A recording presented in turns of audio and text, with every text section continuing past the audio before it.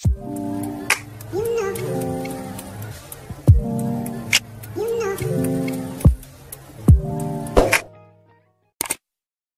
मग आज question number 5 आपण घेतोय। क्वेश्चन नंबर 5 मध्ये आपल्याला सुरुवातीला दिलेला आहे Sucheta and Gayatri are partners sharing profit and losses in the ratio 3:2। बघा दोन पार्टनर्स आहे सुचेता अँड गायत्री, त्यांचा रेशो दिलेला आहे 3:2 म्हणजे 3/5 अँड 2/5। कॅल्क्युलेशन मध्ये आपण असं यूज करतो। ओके, खाली आपल्याला प्रिपेअर करायला सांगितलेले trading account, profit and loss account and balance sheet for the year 31 March 2019। तर हे आपलं trading account, profit and loss account, एक एक्स्ट्रा अकाउंट बनवतोय आपण कॅपिटल अकाउंट, म्हणजे आपल्याला बॅलन्स शीटमध्ये प्रॉब्लेम येणार नाही। चला ॲडजस्टमेंटपासून सुरुवात करू। खूप साऱ्या ॲडजस्टमेंट कॉमन आहे, यापूर्वी जे आपण क्वेश्चन सॉल्व केलेले त्यामधलेच ॲडजस्टमेंट आहे। त्यापैकी पहिली ॲडजस्टमेंट बघा, closing stock on 31 March 2019 was valued at rupees 19,700। So effect तुम्ही मला सांगा डायरेक्ट बाळांनो। Trading credit by closing stock, मला वाटतं भूक लागलेली आहे पोरांना आता। 19,700 and second effect asset closing stock 19,700। चलो नेक्स्ट बघा, गुड्स कॉस्टिंग रुपीज 3,000 रिटेक घ्यावं लागेल। Next goods costing rupees 3,000 distributed as free sample. तर या आपण ॲडजस्टमेंटला काय समजतो सांगा। चला व्हेरी गुड, तुमच्या लक्षात आहे। मग इफेक्ट सांगा बरं याचे मला। प्रॉफिट अँड लॉसच्या डेबिटला आणि ट्रेडिंगच्या क्रेडिटला। ते तर मी प्रॉफिट अँड लॉसच्या डेबिटला लिहून घेतो 2 ॲडव्हर्टाइजमेंट, डायरेक्ट असं लिहू शकतो आपण advertisement 3,000 and trading credit by advertisement 3,000।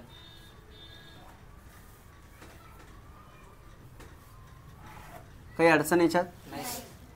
Next motive power includes rupees 500 paid for deposit of power metre.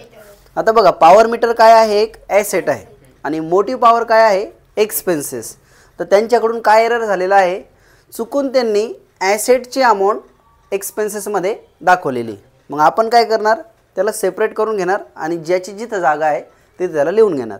थोडक्यात मोटिव्ह पॉवरमधून 500 रुपये मायनस करणार आणि ॲसेट साईडला पॉवर मीटर लिहून घेणार। ओके, चला जर बोलून समजलं नसेल तर बघा मग मी काय करतोय। मोटिव्ह पॉवरची अमाऊंट सांगा किती दिलेली आहे, 1,350। कुठं जातं ते, ट्रेडिंगच्या डेबिटला। इथं बघा एक वळीची जागा सोडतोय मी, तिथंच चुकवलेलं आहे। मग तुम्ही इथे येतं ते, म्हणून तुमचा क्वेश्चन टॅली झाला नसेल। 1,350 इथं लिहिलं, यामधून मी मायनस करतोय पॉवर मीटरसाठी जे आपण डिपॉझिट केलेले आहे। पॉवर मीटर किती डिपॉझिट केले, 500। तर रिमेनिंग राहतात 850। काय होतं आहे, खूप मिस्टेक होती। ओके, 850 रुपये इथं लिहिले आपण, आणि हे जे पॉवर मीटर आहे ते आपल्यासाठी ॲसेट आहे, मग आपण इथं लिहिणार पॉवर मीटर। इतकं सिम्पल ॲडजस्टमेंट होते, पण काही विद्यार्थ्यांची चुकली, जाऊन द्या आता, पण यानंतर चुकवू नका, लक्षात ठेवा। आलं लक्षात आता? त्यानंतर सिम्पल ॲडजस्टमेंट डेप्रिशिएट बिल्डिंग। तर बिल्डिंग सांगा मला किती आहे आपल्याकडे, 88,000 बिल्डिंगची अमाऊंट आहे। मायनस करणार आपण डेप्रिशिएशन 5%, किती येतं, 4,400 बरोबर आहे। मायनस केलं तर 83,600 करेक्ट आहे। दुसरा इफेक्ट कुठं जातो, 2 डेप्रिसिएशन ऑन बिल्डिंग। समजलं नाही तर मला बिंदास विचारा, शांत बसून काही होणार नाही, नाही समजलं तर विचारा। आता याच्यामध्ये जे शेवटच्या 2 ॲडजस्टमेंट आहे, इथं तुमची चूक होण्याचे पुरेपूर चान्सेस आहे। 5 नंबरची जी ॲडजस्टमेंट आहे ती आहे बॅड डेप आणि RDD वरती, राईट, म्हणजे डेटर्सवरती ॲडजस्टमेंट दिलेली आहे। आणि 6 नंबरची जी ॲडजस्टमेंट आहे ती आहे bills receivable included dishonour of bill, म्हणजे ही पण डेटर्सवरच ॲडजस्टमेंट आहे। पण यांचे इफेक्ट जर बघितले तुम्ही, जसं 5 नंबर बॅड डेप आणि RDD बघितलं, ते डेटर्समधून मायनस होणारे पॉईंट आहे आणि बिल्स डिसऑनरची जी ॲडजस्टमेंट आहे त्याचा इफेक्ट डेटर्समध्ये प्लस होतो. तर जेव्हा पण अशी सिच्युएशन तुमच्या समोर येईल का एकाच पॉईंटवरती खूप सारे ॲडजस्टमेंट आलेले आहे, तर सॉल्व करताना सिक्वेन्स लक्षात ठेवायची. पहिले जे ॲड होतं आहे ते ॲडजस्टमेंट सॉल्व करायचे आणि नंतर मग मायनस होणार आहे. जसं बघा, मी शेवटची पहिले सॉल्व करतो आहे. Bills receivable included dishonour of bill ₹4000. याचे इफेक्ट होतात बिल्स रिसिवेबलमधून मायनस आणि डेटर्समध्ये प्लस. ही 6 नंबरला ॲडजस्टमेंट दिलेली आहे, पण मी 5 नंबरला सॉल्व करतो आहे कारण डेटर्समध्ये याचा इफेक्ट काय होतं आहे प्लस, आणि त्यानंतर मग बॅड डेप आणि RDD.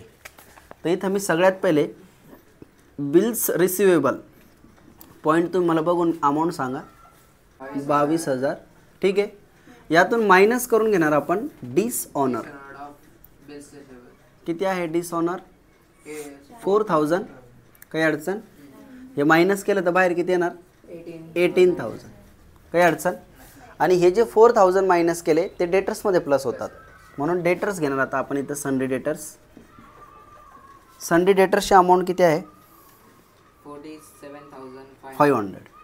47,500 प्लस करून घेणार याच्यात डिसऑनर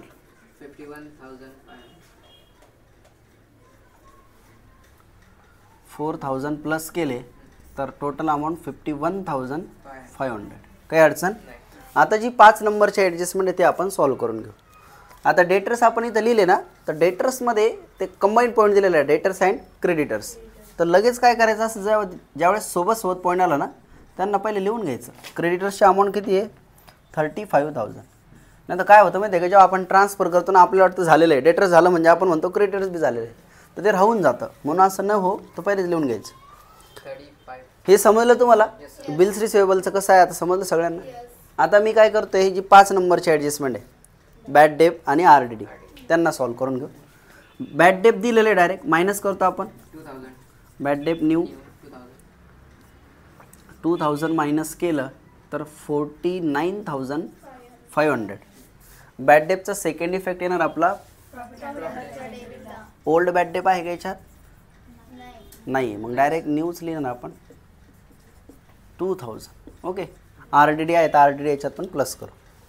आणि RDDचे पर्सेंटेज म्हटलेले 3% मायनस RDD न्यू 3%. किती येईल? 1485 रुपये. करा बरं मायनस. किती आलं? 48,015 रुपये. समजलं? आता हे संपून गेलं म्हणून बाहेर लिहिलं. आता 1485 याच्यामध्ये प्लस करणार आपण ह्या बॅड डेपमध्ये. RDD new 1485 total 3,400. ठीक आहे. तर ही टोटल आता समजली तुम्हाला? काही अडचण याच्यात? ॲडजस्टमेंट समजल्या का सगळ्या? किती ॲडजस्टमेंट सॉल्व केल्या या क्वेश्चनमध्ये आपण? 6 पैकी ज्या शेवटच्या 2 ॲडजस्टमेंट होत्या अँड नंबर 3ची जी ॲडजस्टमेंट होती ह्या नवीन ॲडजस्टमेंट होत्या. यामध्ये काही अडचण तुम्हाला? चला मग आता राहिलेला क्वेश्चन ट्रान्सफर करून घेऊ. एकदम सिंपल काम आहे. सगळ्यात पहिले परचेस अँड सेल पॉईंट दिलेला आहे. परचेस डेबिट कॉलममध्ये असतो, सेल्स क्रेडिटमध्ये. अमाऊंट चेक करताना ही मिस्टेक नाही झाली पाहिजे. ओपनिंग स्टॉक आहे का? कुठे ओपनिंग स्टॉक? ते नंतर सिक्वेन्सनुसार लिहून आपण आपण जसं आपल्याला ट्रायल बॅलन्समध्ये दिलेलं त्यानुसार चालतो आहे. परचेसची अमाऊंट सांगा मला. 65,000. रिटर्न आहे त्याचं कुठं खाली? नाही आहे, डायरेक्ट बाहेर लिहितो. मग 65,000 परचेस आणि क्रेडिटमध्ये बाय सेल्स. याचं पण रिटर्न नाही. 1,85,500. त्यानंतर वर्क्स मॅनेजर सॅलरी पण इथंच येईल. Works manager salary 2,300. त्यानंतर ओपनिंग स्टॉकची जागा सगळ्यात वरती असते आपल्या अकाउंटमध्ये. ओपनिंग स्टॉक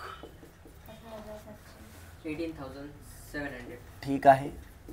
त्यानंतर डेटर्स झालं, क्रेडिटर्स झालं. आता वेजेस अँड सॅलरी. बघा, वेजेस अँड सॅलरी पहिलं नाव जर वेजेस दिसलं तर मग ट्रेडिंगच्या डेबिटला घ्यायचं.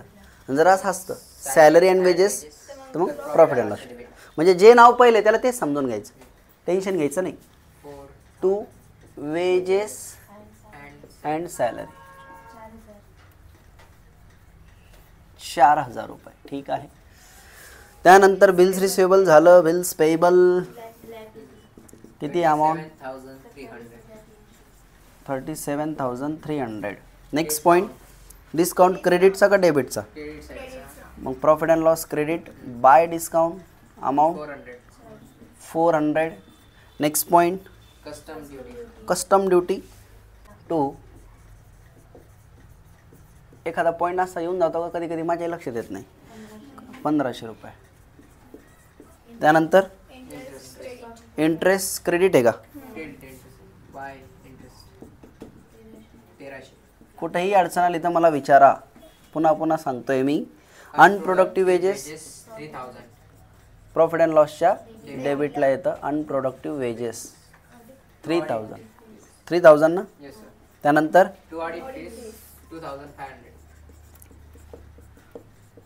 बाकी मागं सगळे झोपलेले का उठलेले. झोपलेत नाही कोणी मागं. 1,000 कितना रे 2,500. ओके. To rent 1,800. त्यानंतर कन्व्हेन्स इथंच येईल राईट ना. गुडविल ॲसेट असतं. कॉपीराईट पण ॲसेटच आहे. गुडविल किती ते सांगा अगोदर. 25,000. कॉपीराईट 20,000. त्यानंतर बिल्डिंग झालं नाही का आपलं. पार्टनर्स कोण पार्टनर. सुचिताचं लोन आहे.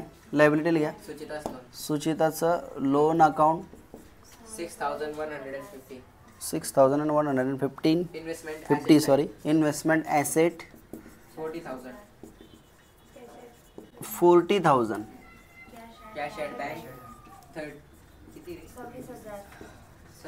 बँक 26,000 आहे का. ओके ओके ओके झालं ट्रान्सफर पण काही अडचण. आता टोटल खेळूया चला. क्या बाकी कुठं राहिलं कॅपिटल. अच्छा कॅपिटल राहिलं का. ठीक आहे. कॅपिटल कुठं येतं. कॅपिटलच्याच क्रेडिटला बाय बॅलन्स ब्रॉडडाऊन 75 and 40. ओके. आज संपलं सगळं. चला टोटल करूया. हां तर आता क्रेडिट साईडची टोटल येत आहे 2,08,200. त्यातून मायनस करून घेऊ आपण डेबिटवाले पॉईंट. जो गॅप येईल ते असणार आहे ग्रॉस प्रॉफिट. सांगा मला किती येतो आहे. 1,15,850 ग्रॉस प्रॉफिट आहे. To gross profit carried down. Second effect त्याचा by gross profit brought down. Profit and loss credit by gross profit brought down 1,15,850. आता आपण आपली प्रॉफिट अँड लॉस अकाउंटची टोटल करूया. कोणती साईड मोठी वाटते. पुन्हा क्रेडिटच मोठी वाटते मला. 50. 1,17,550. यातून डेबिटवाले पॉईंट मायनस करून घेऊ आपण. नेट प्रॉफिट आपल्याला भेटून जाईल. याच्यामध्ये एक ॲडजस्टमेंट आपली कोणती राहिली. जे सुचेता आहे. सुचेता बिझनेसची कोण आहे. पार्टनर आहे. आणि पार्टनरचा आपल्याला रेट ऑफ इंटरेस्ट तिने लोन दिला आपल्याला पण त्याचा रेट ऑफ इंटरेस्ट दिलेला आहे का नाही. जर रेट ऑफ इंटरेस्ट पार्टनरचा दिलेला नसला तर त्यावेळेस आपल्या रूलनुसार आपल्याला काय करायचं असतं 6% रेट ॲझ्युम करायचं असतं. किती %. 6%. आता त्यानुसार हे लक्षात ठेवा ना ही गोष्ट. लोन कोणाचं पाहिजे. पार्टनरचं. लोन देणारा पण व्यक्ती कोण आहे. पार्टनरच आहे ना. तोच व्यक्ती मालक आहे आणि त्याच व्यक्तीने काय केलेलं आहे बिझनेसला लोन बी दिलेलं आहे. अशा केसमध्ये जर रेट ऑफ इंटरेस्ट दिलेला नसेल तर मग तुम्ही किती % घेणार 6%. तर यावरती आपल्याला 6% इंटरेस्ट काढावा लागेल. म्हणून एक गोष्ट ती राहिली होती म्हणून आपला क्वेश्चन टॅली होत नव्हता. ठीक आहे. तर 6% इंटरेस्ट फॉर 1 इयर किती येतं बघा. आउटस्टँडिंग इंटरेस्ट म्हणायचं त्याला. इथं लिहून घेतलं आलं असतं मी रेट 6%. ठीक आहे. किती येतो आहे 369. एवढा इंटरेस्ट प्लस करायचा आहे. आणि याचा सेकंड इफेक्ट येतो आपल्या प्रॉफिट अँड लॉसच्या डेबिटला.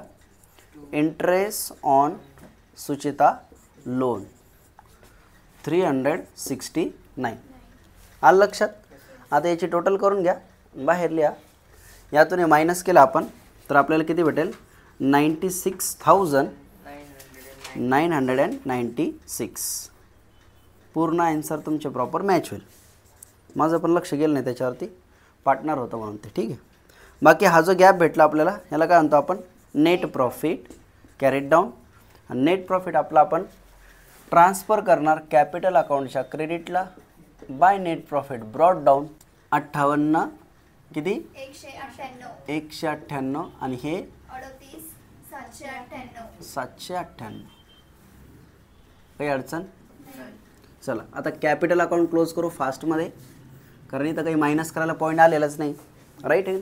गायत्रीच किती आलं 78,798. 78,798 मायनस केलं करायला तर काही पॉईंटच नाही आज, सेम पॉईंट, राईट. आणि इथे 1,33,198 सेम बॅलन्स.